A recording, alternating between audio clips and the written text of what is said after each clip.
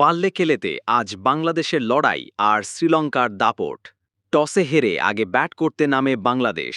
শুরুর চমক এনে দেন পারভেজ হোসেন ইমন। ঝোড়ো ইনিংসে ৪ ছক্কায় ছড়ান উত্তাপ। তার সঙ্গী তানজিদ হাসান তামিম লড়াই করেন ধীর গতিতে। ওপেনিং জুটিতে আসে ৪৬ রান। তানজিদের ইনিংস থামে ১৭ বলে ১৬ রান করে।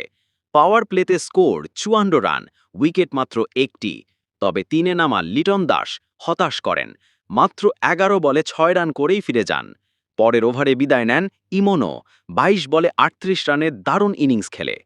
সেই মুহূর্ত থেকেই ছন্দপতন টাইগারদের।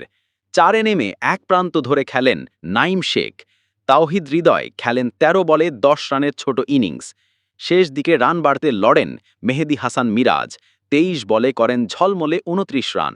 শেষ দিকে আবার জ্বলে ওঠেন শামীম হোসেন পাটোয়ারি। মাত্র ৫ বলে খেলেন ১৪ রানের ক্যামিও। সব মিলিয়ে নির্ধারিত ২০ ওভারে বাংলাদেশের সংগ্রহ দাঁড়ায় ১৫৪ রান। নাইম শেখ অপরাজিত থাকেন ২৯ বলে ৩২ রান করে। শ্রীলঙ্কার পক্ষে ২ উইকেট নেন মাহিশ থিকসানা। একটি করে উইকেট নিয়েছেন সানাকা, ভ্যান্ডারসে এবং থুসারা। জবাবে ব্যাটিংয়ে নামে শ্রীলঙ্কা আর শুরু থেকেই চলে রানের ঝড়। পাথুম নিসাঙ্কা এবং কুশল মেন্ডিস উড়িয়ে খেলেন টাইগার বোলারদের। মাত্র ৬ ওভারই স্কোরবোর্ডে যোগ হয় ৮৩ রান, উইকেট মাত্র একটি। নিসাঙ্কা খেলেন ১৬ বলে ৪২ রানের টর্নেডো। ইনিংস তাকে ফেরান মিরাজ। তবে ততক্ষণে লঙ্কানদের রানের গতি থামানোর উপায় ছিল না। তিনে নামা কুশল পেরেরা খেলেন ২৫ বলে ২৪ রান।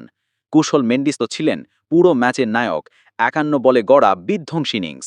৪-এ নেমে আসা আভিষ্কা ফার্নান্দো সহজেই সঙ্গী দেন মেন্ডিসকে।